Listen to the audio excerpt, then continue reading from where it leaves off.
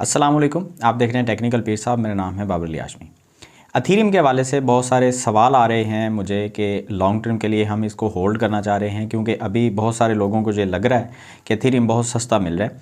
लेकिन साथ ही जो ख़बरें आ रही हैं मार्केट में शंघाई अपग्रेड को लेके, उन ख़बरों को अगर हम देखते हैं तो दिल करता है कि कुछ अरसा हम वेट करें और 2-3 महीने 4 महीने के अंदर अंदर ये शंघाई अपग्रेड अगर होता है तो हम देखेंगे कि प्राइस इसकी नीचे गिरती है तो फिर हम इसको ख़रीद लेंगे। तो क्या ये सही होगा या फिर अभी ख़रीद लेना चाहिए, और क्या इसकी प्राइस ऊपर जाएगी या नीचे आएगी, हम इसके बारे में थोड़ा सा समझने की कोशिश करेंगे।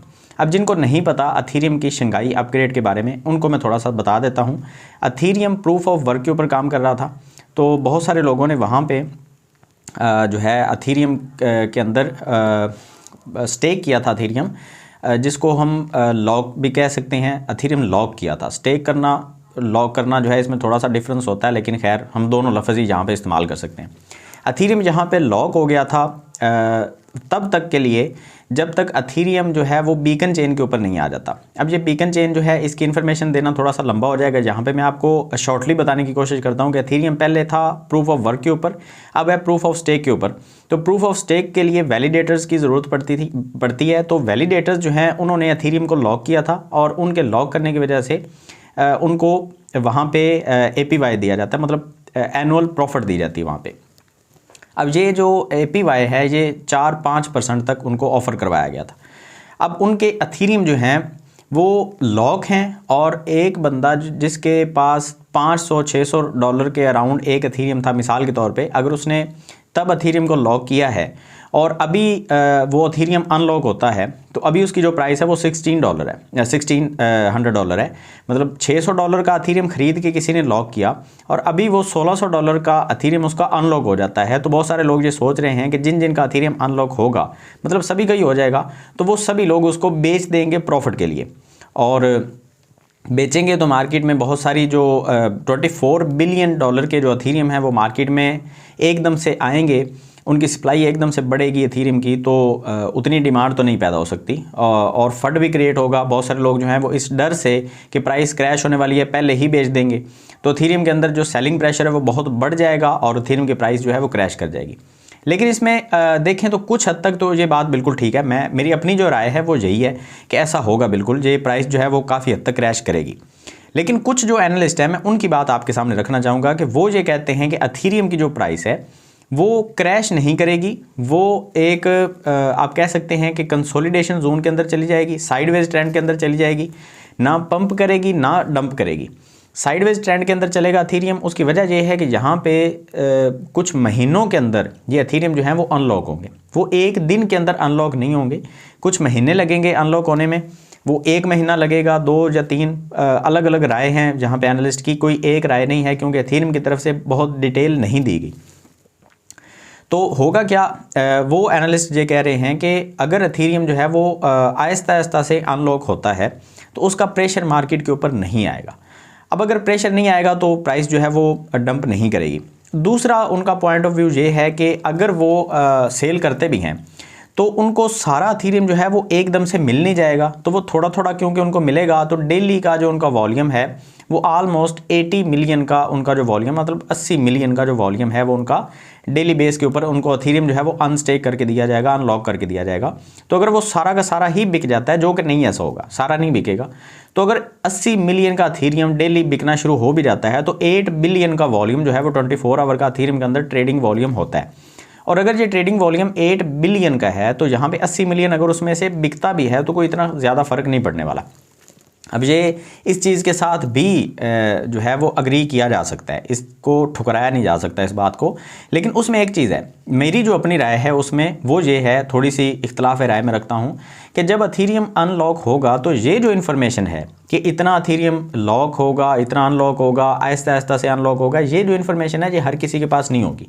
जो मेरे जैसे, आप जैसे, जो बहुत सारे जो छोटे इन्वेस्टर हैं, उन्होंने जैसे ही ये सुना कि अथीरियम अनलॉक हो गया है तो उनको ये अधूरी इन्फॉर्मेशन पहले भी मिली है और आगे भी शायद अधूरी इन्फॉर्मेशन मिलने की वजह से वो बहुत ज़्यादा डर का शिकार हो गए। छोटे छोटे जो इन्वेस्टर हैं जिनके पास 1, 2, 4 अथीरियम पड़े होंगे, वो बहुत तेज़ी से सेल आउट करेंगे, उनकी वजह से थोड़ा बहुत प्रेशर आ सकता है और इस प्रेशर का हम बहुत अच्छे तरीके से फ़ायदा भी उठा सकते हैं। अथीरियम की अभी हम करंट प्राइस की बात करें तो 1600 की प्राइस के ऊपर अथीरियम जो है वो ट्रेड हो रहा है। अगर ये अनलॉक होने के बाद अगर ये क्रैश करती है प्राइस, तो हमें हो सकता है ये 800, 1000, 1200 की प्राइस के अंदर ये देखने को मिले, तो मैं तो बिल्कुल वहाँ पे ख़रीदूंगा। उसकी वजह यही है कि अथीरियम जैसे ही अनलॉक होगा उसके बाद अथीरियम की हाइप ज़्यादा हो जाएगी। वो क्यों होगी? एक तो प्रूफ ऑफ वर्क से निकल के प्रूफ ऑफ स्टेक के ऊपर आएगा, तो यहाँ पे जो इन्वायरमेंटल जो काज हैं जिनकी वजह से एथेरियम को बाई नहीं किया जाता, वो काज ख़त्म हो जाएगा बिल्कुल। जो लोग कहते हैं कि यहाँ पे माइनिंग एथेरियम की होती है उसकी वजह से हम इसको बाई नहीं करते, मतलब बहुत सारे, हमारे पाकिस्तान में तो ऐसा नहीं होता लेकिन बहुत सारी कंट्रीज़ में ये भी एक सोच चलती है, ये भी एक थॉट है कि एथेरियम क्योंकि प्रूफ ऑफ वर्क के ऊपर काम करता है तो बहुत सारा इसके ऊपर एनवायरमेंटल जो है वो इम्पैक्ट आता है, तो उसकी वजह से हम एथेरियम के अंदर जो है वो इन्वेस्टमेंट नहीं करेंगे। तब तो जब ये ख़त्म होगा तो इन्वेस्टमेंट और भी ज़्यादा आएगी। उसके अलावा एक चीज़ और है कि स्टेक, अभी एथेरियम जो है वो स्टेक नहीं हो सकता। हम अगर एथेरियम को स्टेक करते हैं तो वो लॉक हो जाता है, तो एथेरियम स्टेक नहीं किया जा सकता। उसकी वजह से बहुत सारे लोग जो हैं वो एथेरियम के ऊपर इन्वेस्टमेंट लॉन्ग टर्म के लिए नहीं करते, क्योंकि कोई भी बंदा अगर 10,000 20,000 डॉलर अगर लगा के छोड़ता है 5-6 साल के लिए, तो उसके जहन में ये होता है कि यार हम इसको स्टेक करें ताकि हमें कुछ ना कुछ उसमें जो है इनकम भी साथ में आती रहे, तो वो अभी तो हो नहीं सकता। जैसे ही एथेरियम की शंघाई अपग्रेड होगा तो उसमें एथेरियम की स्टेकिंग के लिए ऑप्शन भी हमें मिल जाएगा, तो वहाँ पे एथेरियम के एक हाइप भी क्रिएट होगी कि एथेरियम के अंदर अब हम स्टेक भी कर सकते हैं और वहाँ पे हमें APY भी जो है वो ऑफ़र करवा दिया जाएगा। इसके अलावा एक और भी बुलिश न्यूज़ बनेगी कि एथेरियम के जो स्टेकर्स हैं जो लॉक करके बैठे हैं एथेरियम, उनमें से अगर मिसाल के तौर पे 100 बंदे ने लॉक किया हुआ है और 10 बंदे उसमें से अनलॉक करते हैं, तो बाकी जो 90 बंदे होंगे, जो 90 लोग होंगे, उनके ऊपर वो APY जो है वो इंक्रीज़ कर दिया जाएगा। तो हो सकता है वो उस APY के लालच में जो उनको प्रॉफिट मिल रही है एनुअल बेस, हो सकता है उसके लालच में वो अपने एथेरियम को लॉक ही रहने दें और वो सिर्फ और सिर्फ APY अपना निकालते रहें और वो एथेरियम को अनलॉक ना करें। ये भी बिल्कुल पॉसिबल है। तो मेरी यहाँ पे जो फाइनल मैं आपको राय देना चाहूँगा, मेरी राय ये है कि अभी आप अगर एथेरियम के अंदर इन्वेस्टमेंट करना चाहते हैं तो आप इन्वेस्टमेंट कर लें, लेकिन सारी की सारी इन्वेस्टमेंट यहाँ पर करना कोई समझदारी की बात नहीं है। आप हर वीक के अंदर, मिसाल के तौर पे अगर मुझे कल एक भाई ने टोरंटो से मुझे मैसेज किया कि मैं 10,000 डॉलर जो है वो एथेरियम के अंदर लगाना चाहता हूँ, तो मेरी राय के अंदर अगर आपने 10,000 डॉलर लगाना है तो हर हफ्ते आप जो एथेरियम है उसको 200-300 डॉलर का आप ख़रीदना शुरू कर दें। अभी से जो प्राइस भी होगी वो सारी प्राइस आपको मिलती रहेगी, इससे ज़्यादा 500 डॉलर का आप ख़रीद लें, ठीक है। मतलब आप उसको पार्ट्स के अंदर डिवाइड करें ताकि आप अगर मिसाल के तौर पे इसकी प्राइस क्रैश करती हुई देखते हैं तो वो प्राइस आप मिस आउट ना करें, आप उस प्राइस को भी इंजॉय कर सकें। तो ये एथेरियम के बारे में बहुत सारी राय अभी मार्केट में चल रही हैं। उम्मीद है कि ये जैसे जैसे अपग्रेड करीब आएगी तो हमें कुछ क्लैरिटी मिलेगी एथेरियम की तरफ से, और विटालिक बटरन की तरफ से हो सकता है हमें कुछ अच्छी न्यूज़ देखने को मिल जाए और एथेरियम की प्राइस जो है वो हो सकता है यहाँ से ही पंप करना शुरू कर जाए और जो डंप है वो हमें ना देखने को मिले। ये बिल्कुल सारी चीज़ें पॉसिबल हैं क्योंकि क्रिप्टो में कुछ भी मुमकिन है। तो ये सारी चीज़ें आप अपने जहन में रखें। अगर आपने इन्वेस्टमेंट लॉन्ग टर्म के लिए करनी है तो आप अभी से हर हफ्ते 200, 400, 500 डॉलर का, 1000 डॉलर का आप ख़रीदना शुरू कर दें और आहिस्ता आहिस्ता से आप अपनी जो है इसके अंदर पार्टिसिपेट करना शुरू कर दें।